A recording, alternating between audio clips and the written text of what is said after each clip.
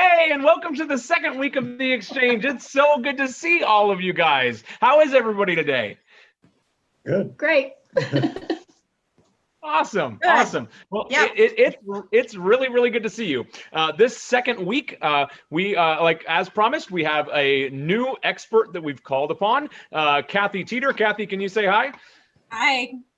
And she is coming to talk to us about our marriages and our closest relationships. So I'm really excited. You guys have probably heard me say before, but Catherine, I know Kathy really well. I think we've helped you buy your boat. Is that right, Kathy? she is our couples counselor, and we have done our just level best to keep her in business, both by just continuously needing couples counseling ourselves, but also in referring people to her. So if you need a good referral for a couples counselor, Kathy's right here. Hopefully that's not a breach of any sort of boundary or ethic, but she is great. So. Well, it is about that time, so we are getting ready to hand it over to Kathy, but just by way of introduction, Kathy, tell us who you are, tell us why you're here, like why did we invite you here, what are your credentials, and also why are you passionate about the topic you're talking about tonight? Take it away for us. All right, well, I'm Kathy Teater. I am a licensed marriage and family therapist. I like to tell people that kind of, licensed marriage and family therapist doesn't really describe accurately, I think, what we do. A better way to say it is that we work on relationships. I think that's part of what I'm passionate about. When Andy asked that, it's not just marriage and family that I'm passionate about. I'm passionate about relationships. I love that we have a relationship with everything. We have a relationship with our animals. We have relationships with our houses. We have relationships with our food, everything in general. And I love that lens that it creates for me as well as my clients. Just teaching them that they can change the way they see things. They can change the way they interact with things, and they can change their relationships, and how empowering that is. So that's what I enjoy doing and my passion. Andy, what were the other questions? I'm human too. Oh, no, that's what are your credentials? Oh, credentials. Licensed marriage therapist. I have a master's in science, and have my undergrad from in business. So that's kind of a really weird twist. I have trained under John Gottman for relationships, and then also in Prepare and Enrich for marriage, for preparing to get married, that program. So those are just a few. I know there's more, but I should have wrote this. And the biggest gauntlet, of course, was putting up with me and Catherine and passing that test. So you're credentialed there too, which is good. Yeah. So we mentioned this in the sermon. Catherine and I asked Kathy, "Hey, could you give us like 3 things right now? Like what are the helpful things that we need right now to focus on in relationships to help strengthen our relationships in this time?" And Kathy, I'm just going to give the floor to you because you're the expert here. Okay. The first thing that, when Andy and Catherine asked me to do this, I went through a laundry list of different things I could talk about, but the things that I felt like would be the most helpful is, since we're all locked up in the pandemic and we're all in these relationships that are day in and day out now, kind of looking at it from that lens and being able to say, what do I feel like would be the most important to help people and to just remind people during these times. And the first thing I came up with was the positivity, looking at our partner, looking at our kids, looking at our pets, whoever we're with, our best friends, everything through more of a positive lens, being intentional to look at things through that lens, or at least trying to hear it, even when the negative pops up, try to think, okay, could there be another direction that would be a little bit more positive?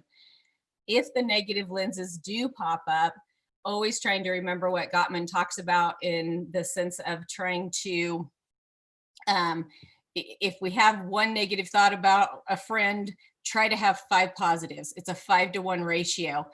what that does is keeps a more positive sentiment in the room, a positive air, a positive view, if that makes sense, and just brings more people more connection, if that makes sense. So that was probably one of the most important things. Oftentimes people are like, okay, that sounds great, and how do we do that? What's that actually mean? Just basically trying to find things that we're grateful to our partners for, trying to look at all the things that they do for us, or that our kids do for us, or, you know, things like that, and trying to highlight those in our lives versus the negative things that we think about. Oftentimes, whatever we focus on grows. I don't know if anyone has ever driven down the street and saw a yellow car, and then it's like, oh, there's another yellow car and another one. It's like, I didn't ever know there was that many yellow cars. If I think about something, it will grow. And so same thing happens with positive, and we have to always remember negative sentiment. It basically, and to go into the neuroscience of it, it actually has been proven. They've hooked people up, and it shows that the more positive someone thinks, the more happier, the more, you know, they see the world that way. The more negative they think, the more negative they do. The way that lights the brain is that way.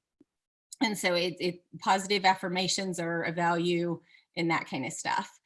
Any questions around that, or does that make sense to everybody?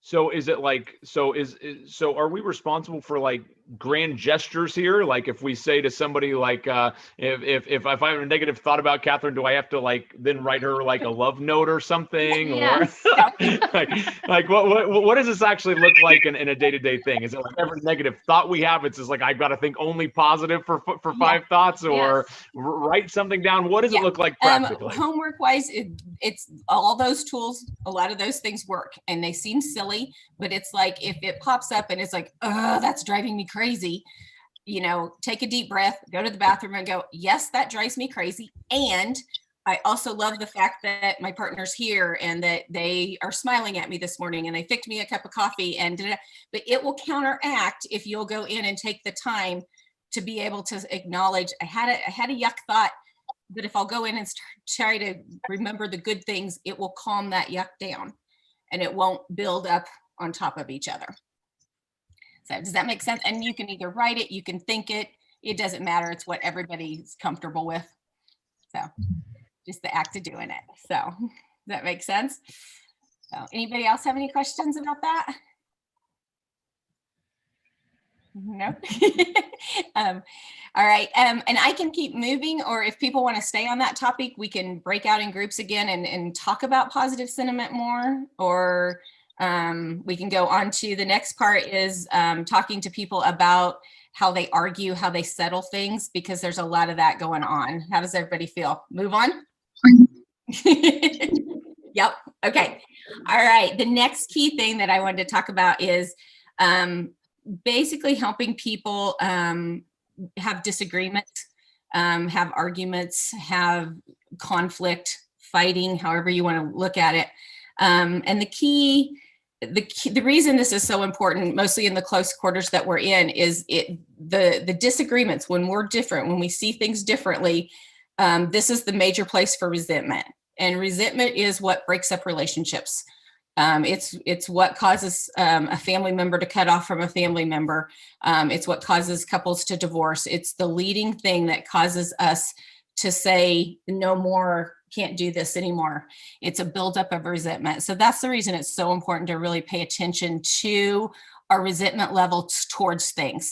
And we're responsible for those. Yes, things happen to us, but we have to know what our resentment is like and how heavy it is and what we need to do to be able to calm it down. It's ours to own. The action that happened to us, we don't have control over, but the impact it has on us and how we regulate in it, we do have that power. And so these are things that we kind of look at to see what we can do to try to avoid some of that resentment. So the number one, or one of the things, is to understand that we all do have a way of handling conflict, or a way of basically fighting. Each and every one of us. And it could be that we are yellers. It could be that we walk away, we leave conflict in the middle. It could be that we are defensive, those kind of things. Those all occur. And then it could be that we honestly can talk and speak. This is what I need. This is what I'd like to have. And we're able to negotiate out through a conflict. So it can go from one end to the other. None of them are wrong as far as the way we fight, whether we're conflict avoidant, whether we are, people that do talk or yell. All of that is okay. It's what's being said and the actions being done that can become the problem. The style isn't, but the actions and the words can be. So really looking at making sure that we are fighting fair is a key element. And with fighting fair, one of the most important things is to make sure that we keep as many what I call power cards out of our fights. And our power cards, they're things that we do to basically, because the anxiety or intensity of the discussion gets too high, we'll throw one of these out in order to try to end the conflict and shut the other person down.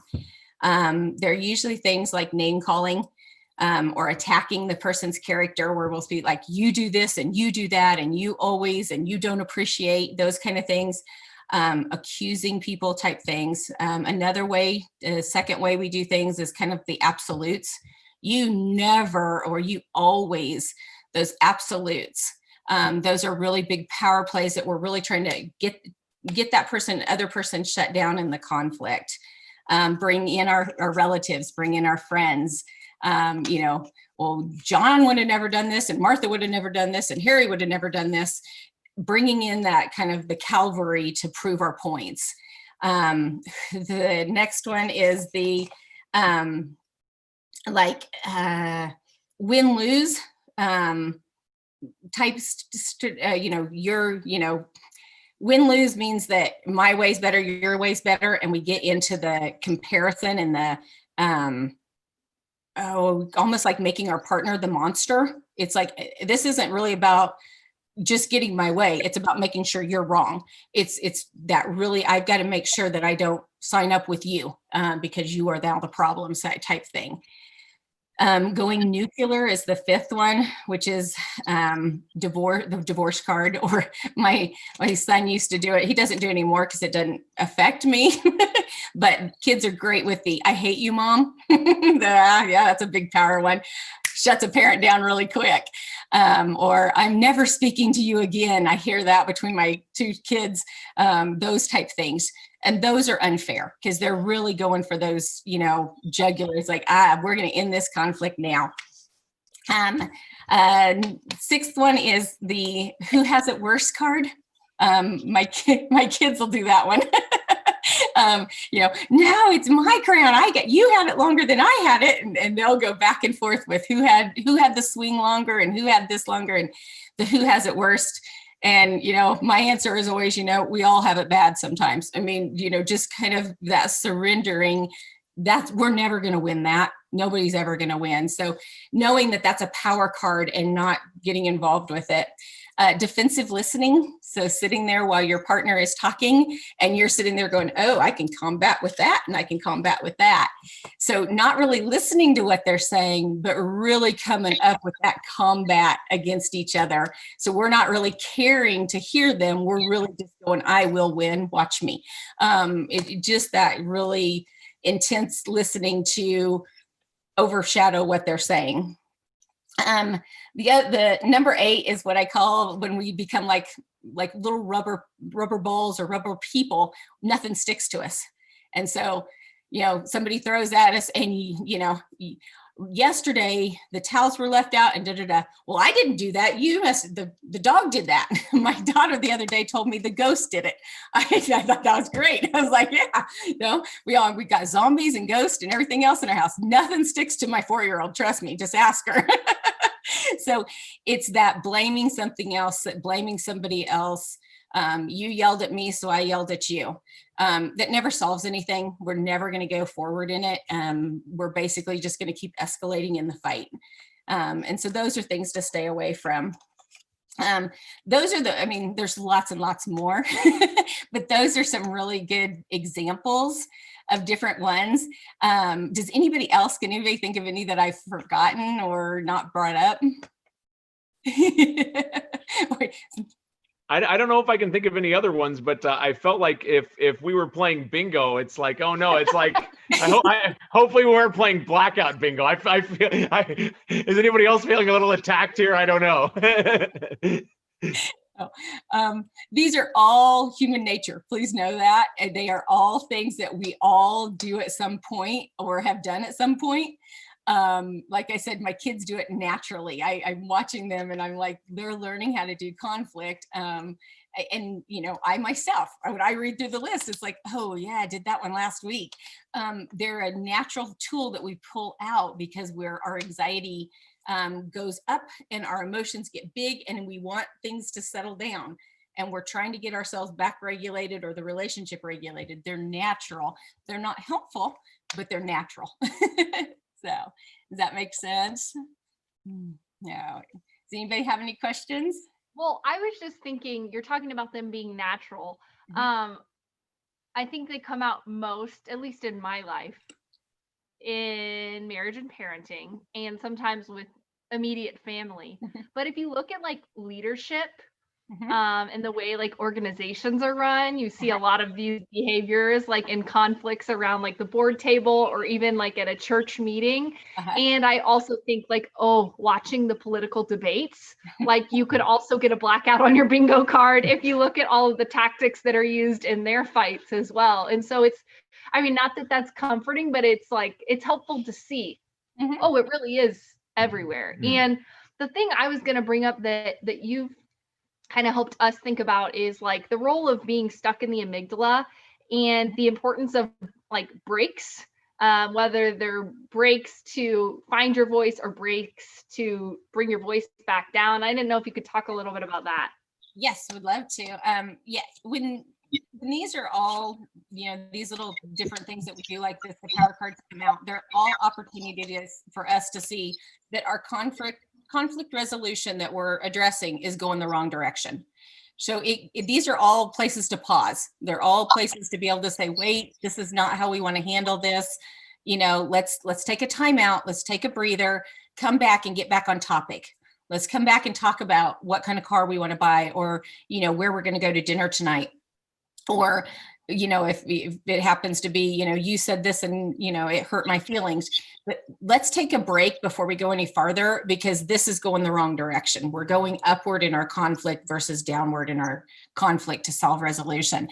What happens in the brain, what Catherine was talking about, is that as this conflict rears up, our fears, our insecurities, everything that we is in our amygdala, that it's our fight, flight, and freeze mechanism, starts to get activated. So in the middle of the brain is a fight, flight, and freeze mechanism called the amygdala.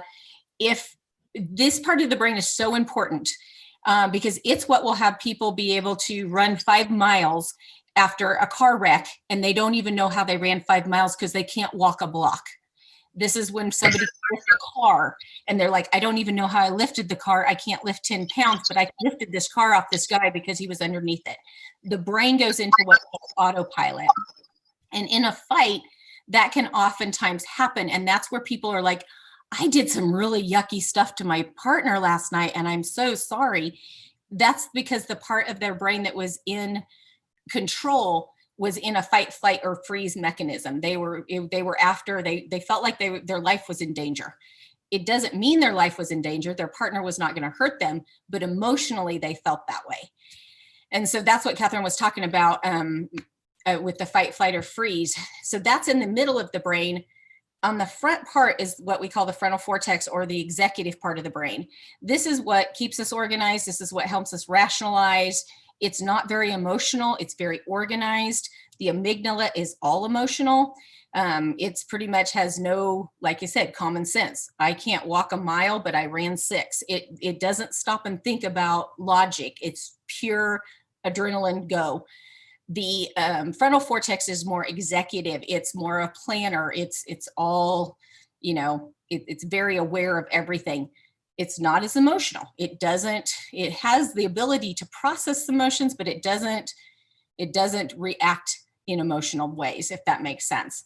So that's kind of the difference in when we say online and offline. Online is when our executive brain's working, it's processing through and actually being very, you know, thoughtful in what we're presenting to our partner, and, you know, able to hear our partner's, you know, point of view, able to hear ours.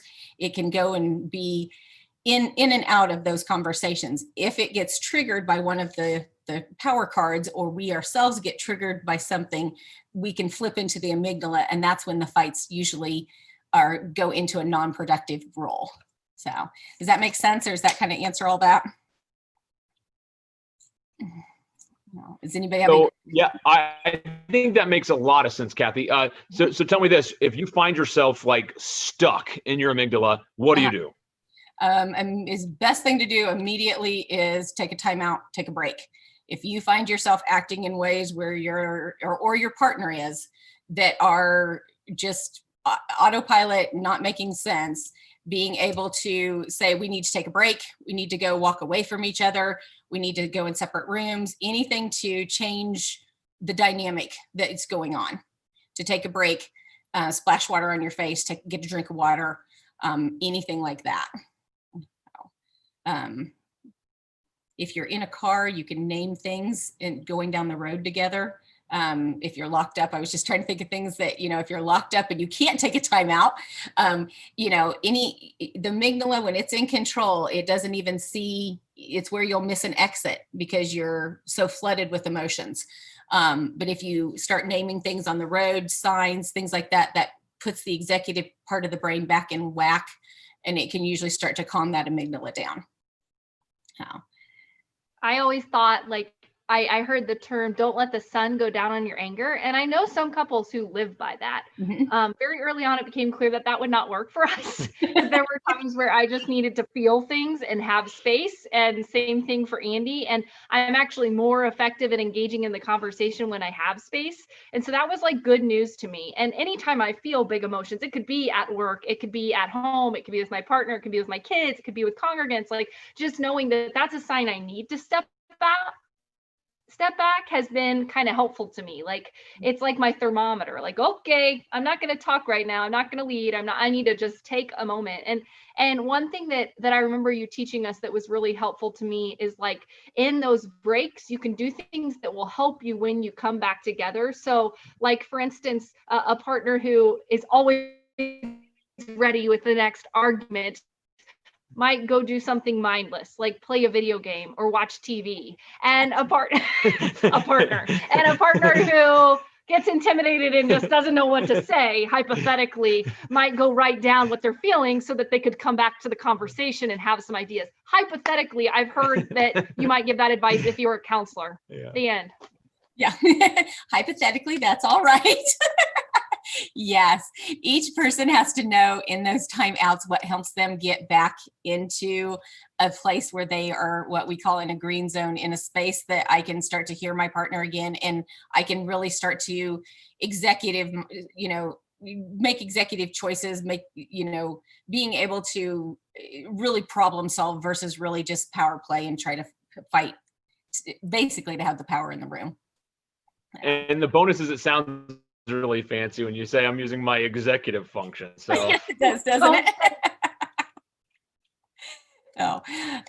So yeah, those are when couples learn how to take timeouts and how to take a break and emotionally regulate themselves, get themselves back into a productive place. Those change people's relationships oftentimes. So,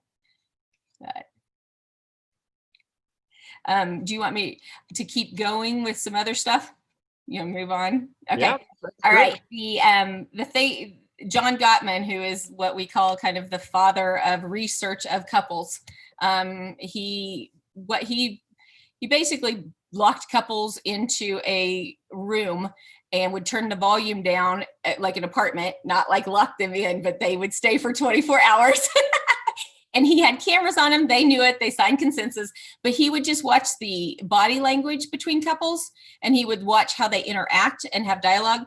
From that, he basically was able to name couples that were going to go into cutoff, into divorce, into separation. He said there was 4 consistent things that always occurred. And they sometimes had words, sometimes were just body language stuff. But he's like, this is always in relationships if they're headed for divorce 9 times out of 10. The number 1 is criticism. And so making sure that when we do try to have conflict resolution, we don't use criticism, which is always like attacking the person and their personality, but we have complaints about their actions. And so he found that if people have criticism, that's usually a leading sign that we've got one of the horsemen, and that's not going to be good. What he tries to turn that into is helping people see how complaints solve problems. Criticism doesn't. You're lazy, you're worthless, you're stupid, you're silly, you're whatever, does not tell the partner what they need. You laugh during our arguments with my daughter. That's not helpful. I'm talking about her action, not about her. So that's how you can kind of see the difference between a criticism and a complaint. A contempt. When the second thing that he found in the 4 horsemen was contempt. And when a couple gets to contempt, that's usually when the name calling, the insults on each other, those are really present. Those usually come into the arguments really quick. The body language is very distant, things like that. They usually will use like hostile or sarcasm in their humor. And so they don't really know whether they're joking or not. They can mock each other. That's usually a sign of contempt. And again, the body language is usually pretty cold. Where did hold on, my notes are out of order.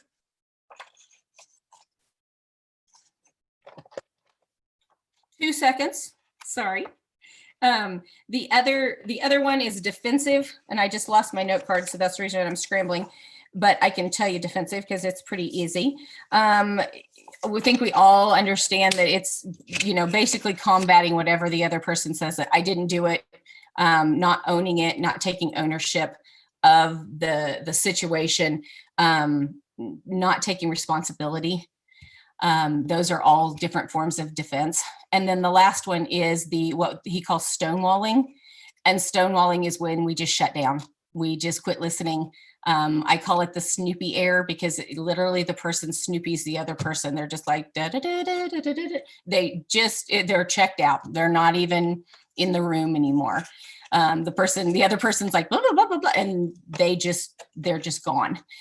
They can also leave physically, but most of the time, true stonewalling is usually they tune out or they just start to agree. Sure, okay, yeah, fine, you can have it your way. I don't care. I'm done. They check out of the argument. They just won't play anymore. It's like I'm taking my marbles and I'm going home. So those 4 things are when you see those on a repetitive nature. I would highly recommend going and finding a counselor. If that's in your fighting style, any of those 4 on a regular basis, please go start talking to somebody. It's basically, those are the 4 big breeding grounds for the resentment. Even with kids, making sure that if those are in the relationship, you go to a family counselor and try to learn how to handle conflict better with them. Because that can do cutoffs in relationships with kids even. So I'm just going to tack on to that, Kathy, if it's all right. So, one thing that has struck me time and time again, a lot of the times as a pastor, when people come to me and Catherine and they're like, we have a problem in our marriage, a lot of the times it's like, well, they already like really aren't doing well, right? I mean, that's happened so many times to us. They've let the resentment get so wildly out of control that realistically, I mean, sometimes they've already decided they're going to get divorced, right? And so you giving a practical piece of advice here, saying those 4 things to say, look for these, and before the resentment builds so much that you can't bear it, look, to take the temperature of your relationship, and say like, hey, if these things are there, then maybe it would be good to talk to somebody, because I don't know.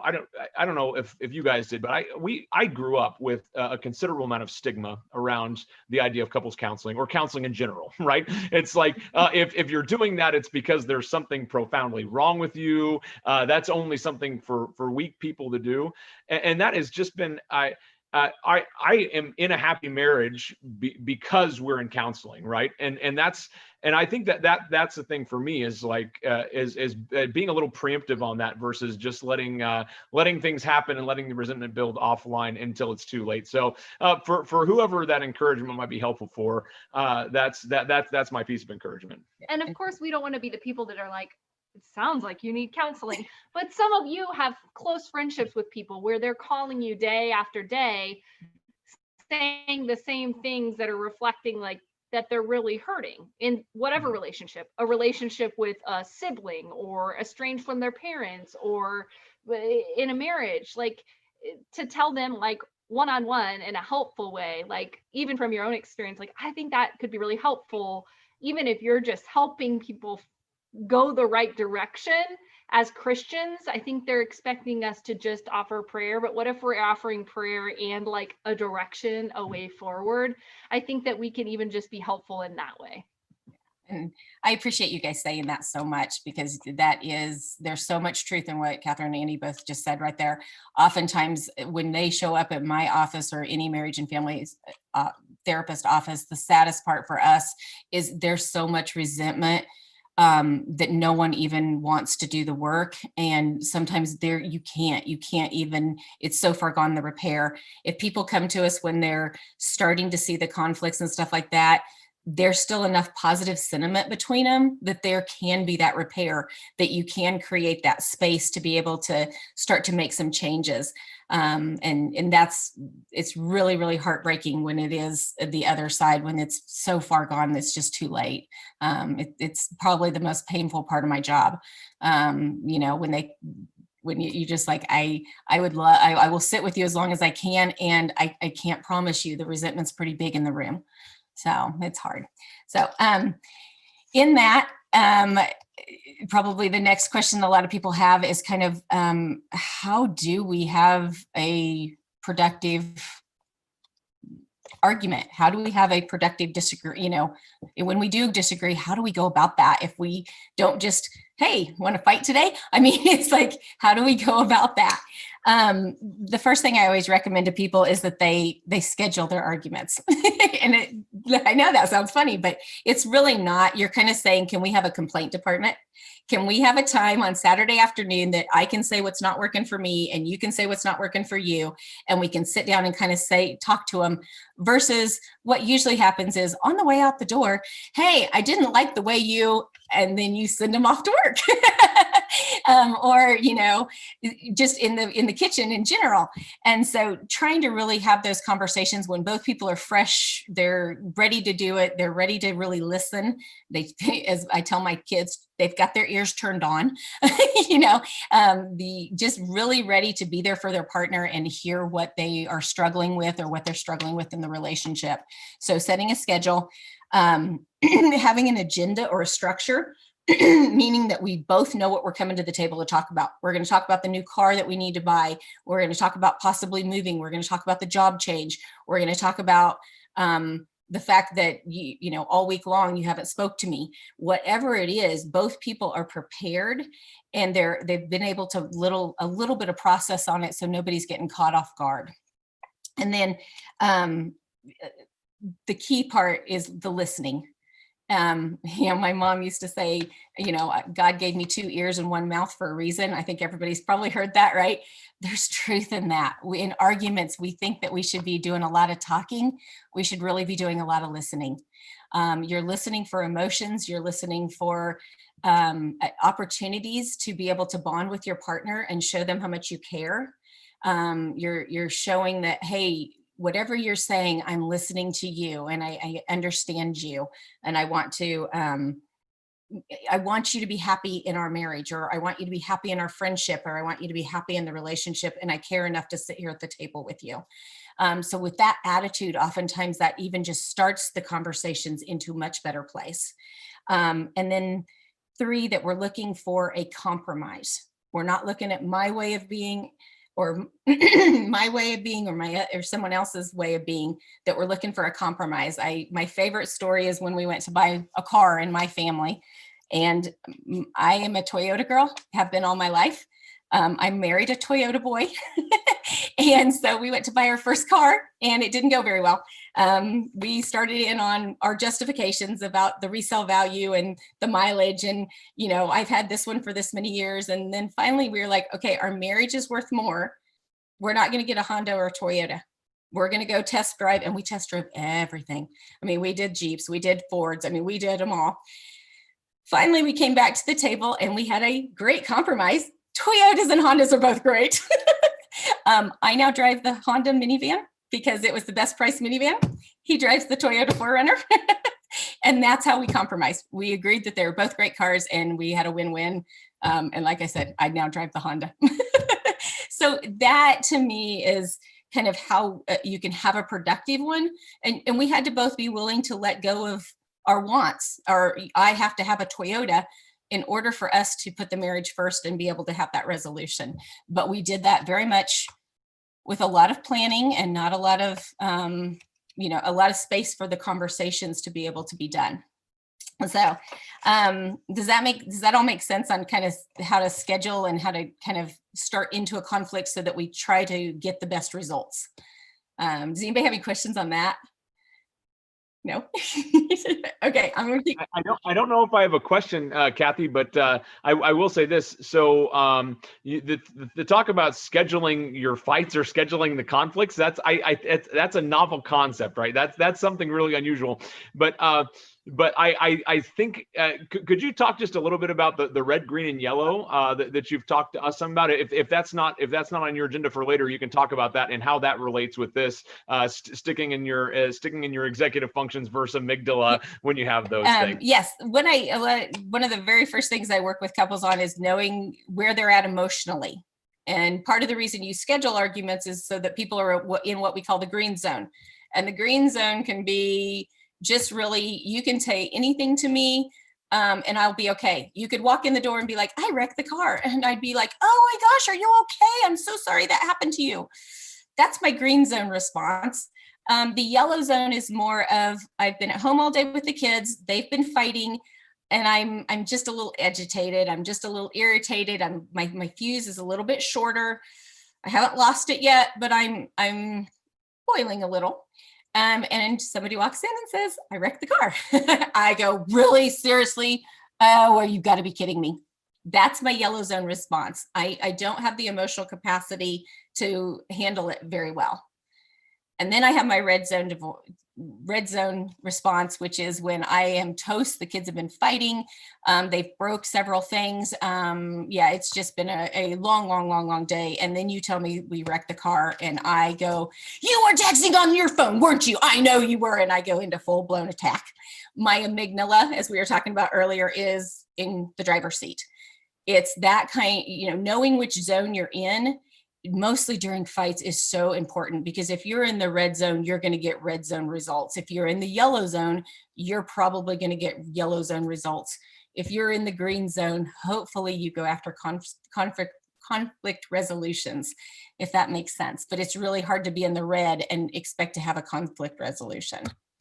Oh. Yeah, it's such a simple, straightforward thing. It almost sounds stupid, but I have found that exceptionally helpful. just to check in on yourself and say, like, am I okay to be having this conversation? And if not, get to a place where it's like, oh, where you do calm down and you're like not in red or yellow. It's like, oh yeah, it really does make a big difference. Well, it makes me think about how many teenagers come home from school or preteens and they just go off, right? Well, because they're coming home in yellow or red, or just like us at the end of our workday, where it's like you come home and you're like, you're in yellow or red, just walking in the door. Most people, even if it was a good day, because you're tired, you've been out and about. And we don't train teenagers to be like, Mom, Dad, I'm in yellow, almost orange. Like, we just go at it. Did you do your homework? Go and help me cook dinner, do your chore. And no wonder everyone loses their minds.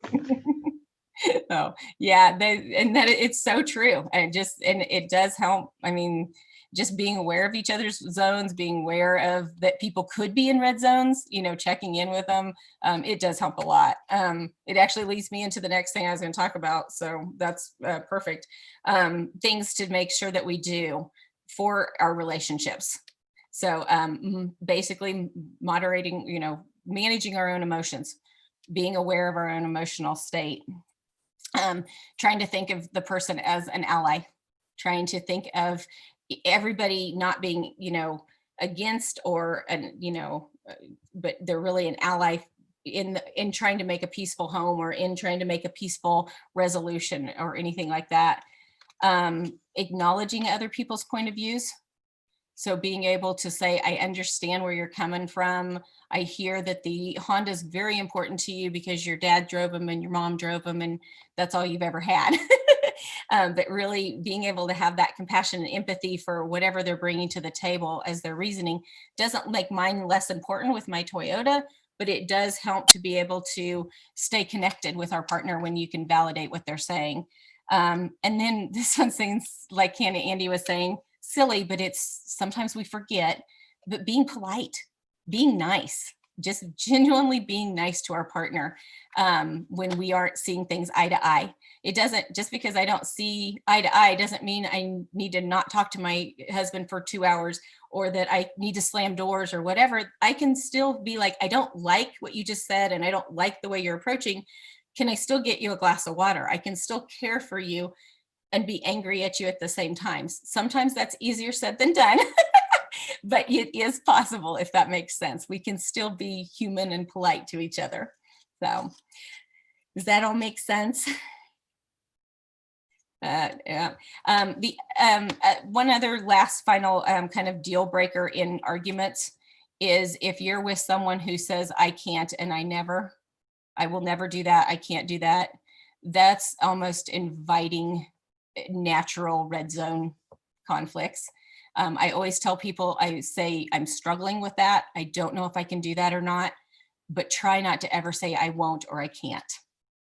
So does that make sense? Oh, yeah. That definitely makes sense. You might talk about, because that's a broad generalization, right? So if you say I can't or I'll never, there are some other like generalizations that are generally bad, right? Maybe, and you talked some about it, talking specifically with actions. Is there any advice on how to stick with just what's at hand and sticking away from generalizations in fights? Yeah. Oftentimes when couples are in conflict, like we're trying to decide on a car, writing on a piece of paper and putting it in front of us so that our executive brain can see it, just having decision about the car is our goal. Written on a piece of paper where people can read it will help people stay on topic. I know that sounds silly, but it works. Because then when the kitchen sink comes in, it's like, okay, I understand that happened. Let's discuss that at a different time. Let's try to stay on this. And while people are in the lower yellow numbers, oftentimes they're able to do that. Once we get into the higher yellow or to the red, it doesn't work. But if you can still remain in that place during the, before we get too far into the trump cards, a lot of times people can come back and be like, okay, we'll talk about what your mother said to me next week, or we'll talk about that later, but let's stick to the car. And they can usually come back to center. So.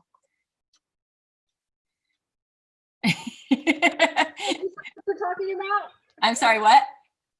Pro or con list like this? Yeah, that's it. that would work great, Catherine. I'm pretty sure the executive brain would love it. You guys see what I'm working with here, right? So, Kathy, we're gonna have to see you next week now. So this is. I've got my Monday morning open. I have a. Sorry, I muted you. Sorry.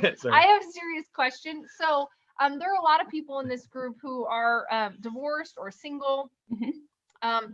And I'm just thinking that all of us are preparing for the holidays.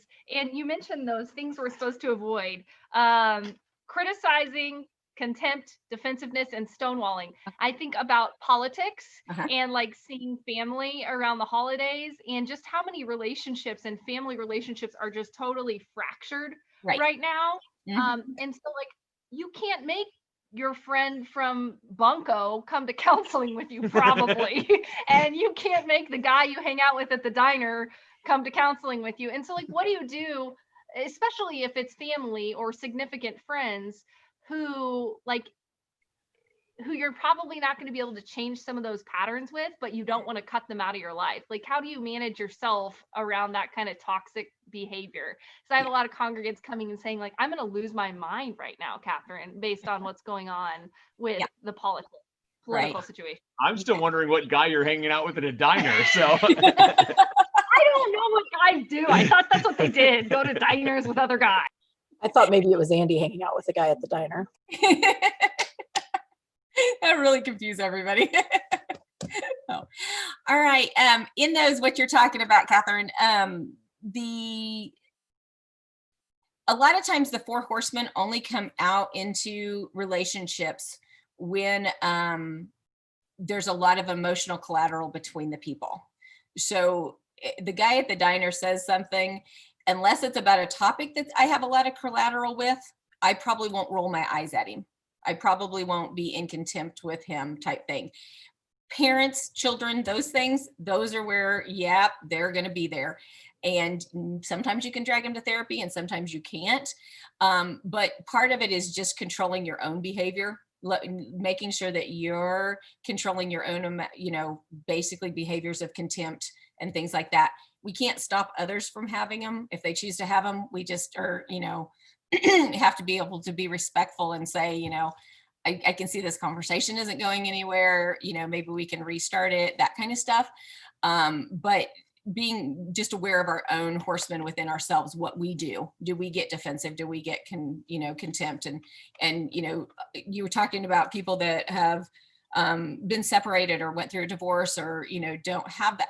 Oftentimes what would all be working on after that kind of stuff is still the 4 horsemen, because they will go into relationships with other people. But it's learning what they look like in them, if that makes sense. And just, like I said, we can't control if other people choose the 4 horsemen, but we can choose the how we handle the 4 horsemen within ourselves. So does that make sense?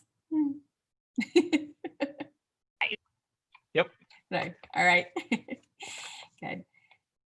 Oh, how's everybody doing? Anybody have any questions? I feel like I'm throwing a lot of information here.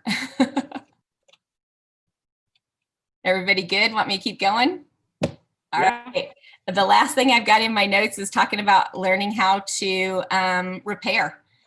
We all, like Andy was highlighting in the beginning, we all are, the bingo card was full. We all do a lot of those things. And a lot of times we do get in power plays with people we love.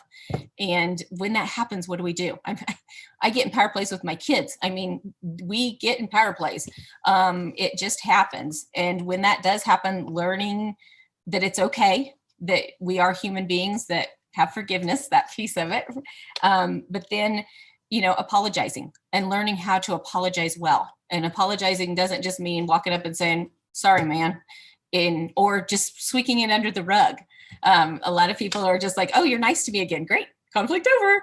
No, apologizing really means truly understanding how what I did or what I said impacted.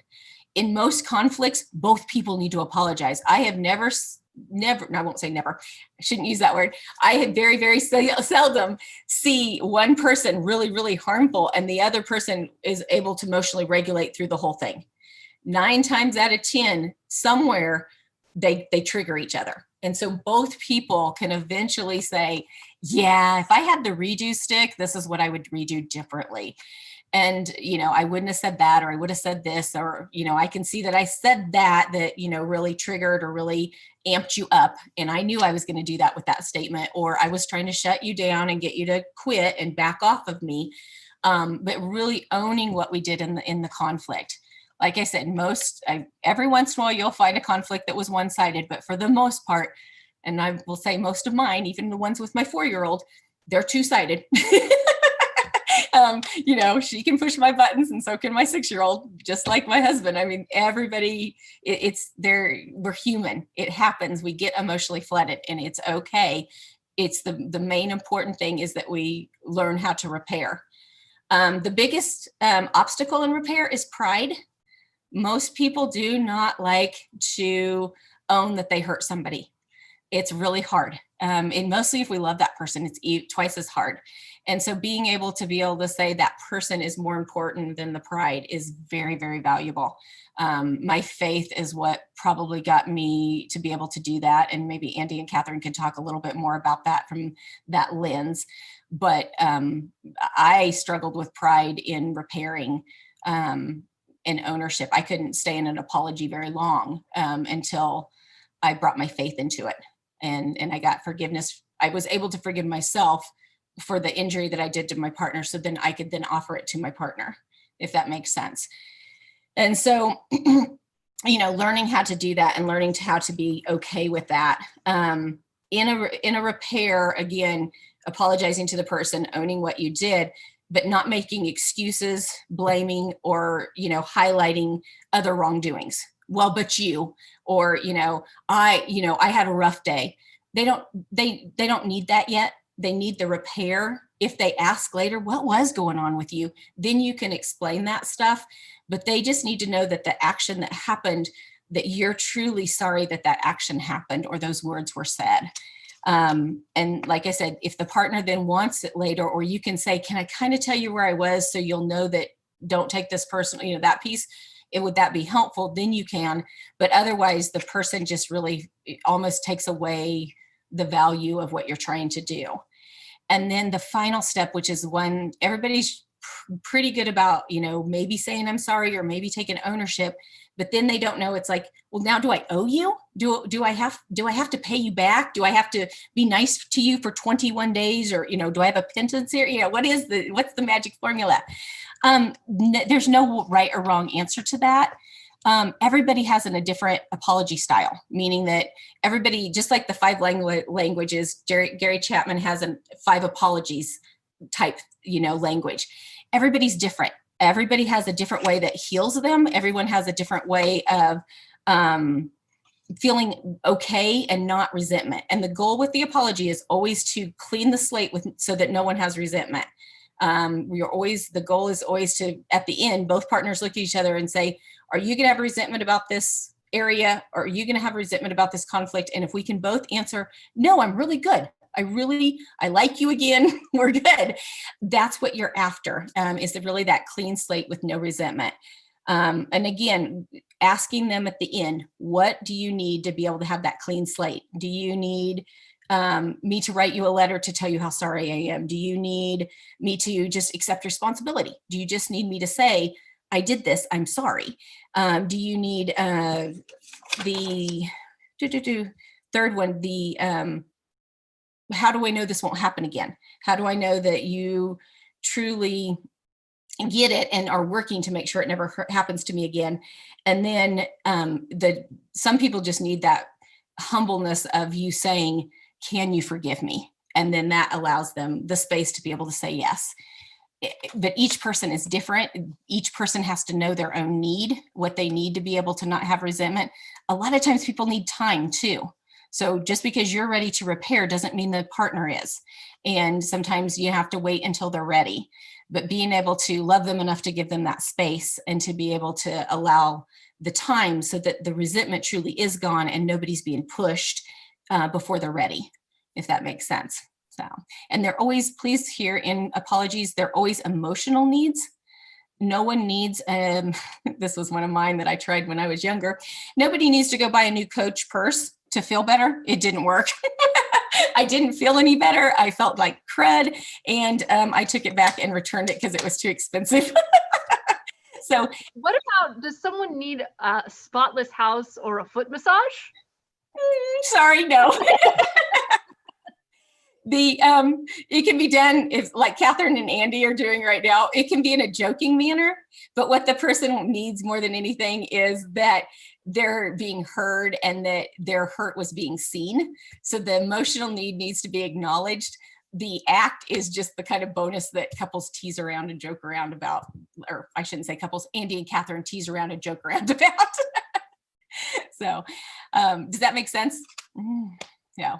All right. Yeah, you had asked a little bit about how faith can kind of help with that pride piece, and it reminded me just of the fact that everyone in this group, I mean, this is stuff you've probably thought about and talked about before, but you know, it's so important to have and learn to have empathy for the type of home environment your partner or your closest friends came from. So I struggle a lot with saying I'm sorry, and that wasn't really something we did a lot in my house. We kind of had loud, all-out conversations, and then somehow people were fine again. Like we got over it differently. And so, bye, Bonnie. So just like having empathy for the way that the people you're closest to either fought, like did they fight really loud or no conflict was ever brought up, and for the way that they repaired. Like maybe people in your family were really good at repairing. It's not hard, you know, for them to say sorry because you did that all the time, or maybe no one ever said sorry. Just like trying to understand where someone came from,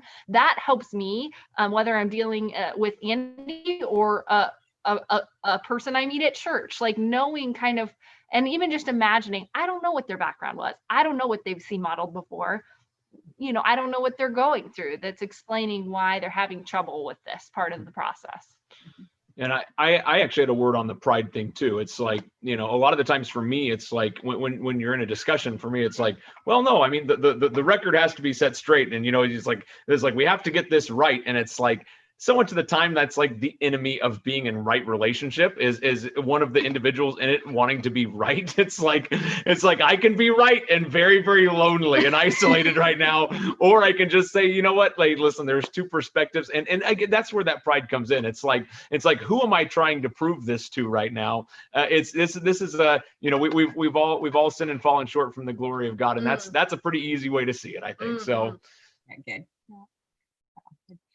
Okay, that's all I've got for tonight. Does anybody have any questions overall? Anything I could be helpful with? Yeah, you guys have been awfully quiet. We've got 9 more minutes. You know, make sure you use it wisely here.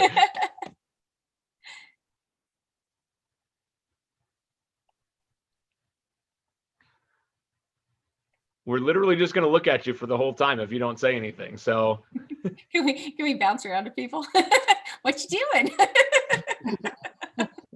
I will say this: if you guys have questions for Kathy that are maybe more specific, there's a possibility to email her, or we're in contact with her to, you know, maybe open up the conversation here and continue it just a bit longer with her elsewhere. Or I believe if it still works with her schedule, she'll be back next week, so she could be addressing some of those questions through our time next week. So if you don't feel like you want to ask it here, but you know, want it answered, you're welcome to just get that Andy and I as well. Or if you want to drop it anonymously in the chat here, and so nobody knows who's asking the question, then I can ask it for you. So you can drop it. You can drop it to me if you want. So yeah. And Catherine, I second the offer. If there's anything that I said that people want more in depth but don't want to be in a group setting, somebody wants to have more clarification on,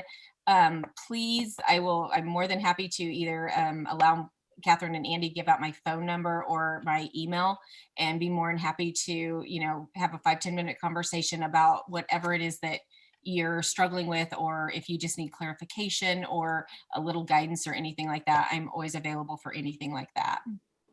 No. Hey, I have a question, Kathy. It doesn't really have maybe so much to do with spouses. My husband's behind me here at the table, so he's heard the whole thing.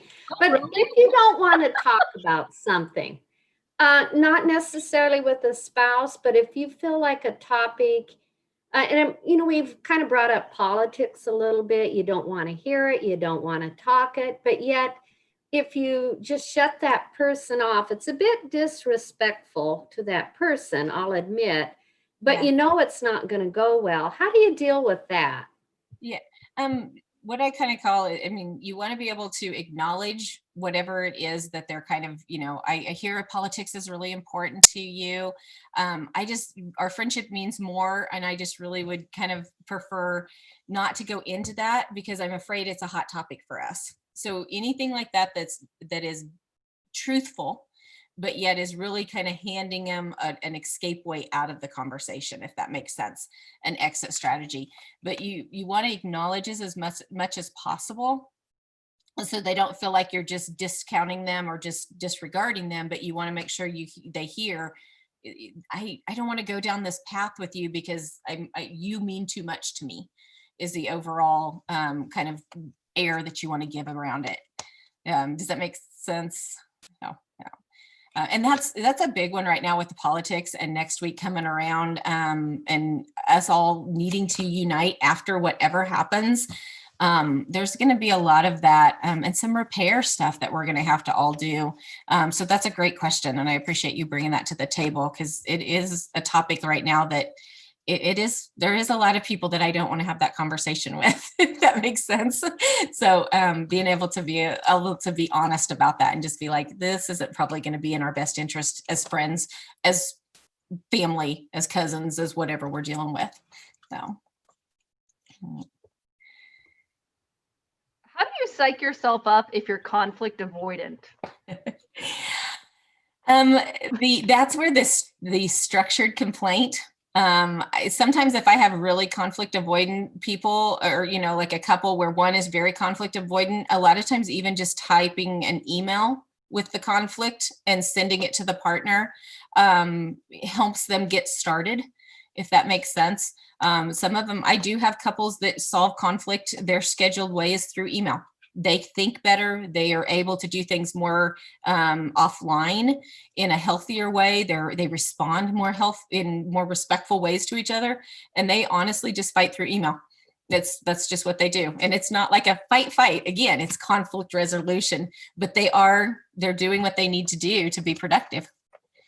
Oh, what was that? I was just laughing at how many couples are responding to that in their own little frames. Yeah. I see a lot of funny reactions to it. No way. Yeah. No. Another for. Oh yeah, we've been there. Yeah. Another conflict. The soft startups are real important.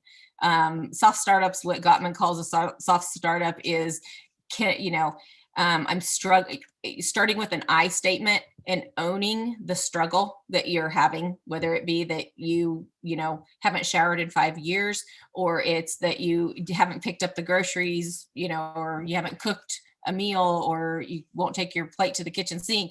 Instead of saying you are doing this, you always start with the I'm struggling. Can you help me with this? This is bothering me. Or this is making me mad. That also usually helps conflict avoidant people because they feel like then it's not attacking the other person and starting the conflict. So I'm gonna have to scroll through the faces. You guys are laughing way too much. So anything else?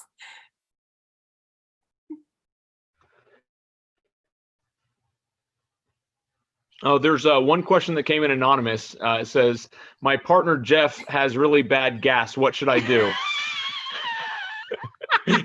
Just kidding. Marcia did not put that. Just Jeff is not there. Jeff's not even there. That's so bad. Andy, you are so ornery. Oh my gosh. I hope he never watches this. Jeff, we love you. We love you, Mayor Jeff. And Jeff is gone. I know that's. And now, and seeing how much Jeff got up and down tonight, now you know why I didn't sit with him, because he's gotten like 3 phone calls. He was eating the whole time, and so now you know why I'm locked in a room by myself. Yep, that's right. That's right. Yeah. Well, Kathy, do you have any closing words for us? If you have a final thought or not, then I'll invite somebody to close us in prayer if they want to, or if not, Catherine, would you do that? Yeah, no, I'm good if you guys are ready to take over. Yeah. Awesome. All right, let's pray together. God, we thank you for this chance to gather together and think about relationships. God, for some of us, hearing these things has been hard because we realize that we have a long way to go and we feel discouraged and hopeless. For those who hear that and feel that way in this group, or who may later be listening to this and feeling that way, we pray that you would give them a sense of your hope. We believe that through your healing power, amazing things can change in relationships. And so for those who need hope, we pray hope.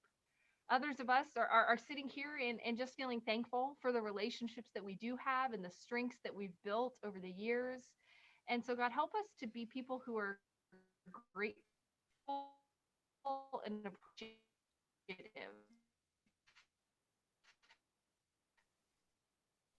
for the growth that you've done in us, and the way for all of us, we pray just whether it's in our relationships with our partners or kids or parents or relatives or co-workers or friends at church or even our enemies. God, help us to be people who try to love well, who try to fight well, who try to repair well, in order that more people would know that Jesus loves them. And God, when we feel weak in that process, come alongside us. But God, help us just to commit all of our relationships to you, that you would make them holy in ways that they aren't now. It's in your name we pray. Amen. Kathy, thank you so much for being here. This was a joy to be with you guys. I learned a lot here. Yeah, and you gave us a lot of just really good practical things that we can go and try out. So God bless you and thank you, and thank you all for being here and engaging in this process. Absolutely. Next Thank you, week, Kathy. we are talking about relationships in general. So this will be friends, family, relatives, all those people, relationships in general. And we're going to have a panel. So Kathy will be on that panel. She'll be our generalist. We're going to have a youth pastor on that panel. Hopefully, I believe she's coming. And so she's going to talk about relationships with children and teenagers. And then we are going to have someone who works primarily with those that are 80, 90, aging. And they're going to be able to talk about relationships, maybe even just the aging process, but then relationships with parents, anybody know that's in that category. And so we're going to have a panel, but then you can break out and go whichever group makes sense for you guys to ask the questions you have, right, on what you're looking for. So we're excited about that. It should be fun. Yep. All right. Thank you guys so much. Bye. Thanks for Thank having you. me. Thank you. Bye. Bye.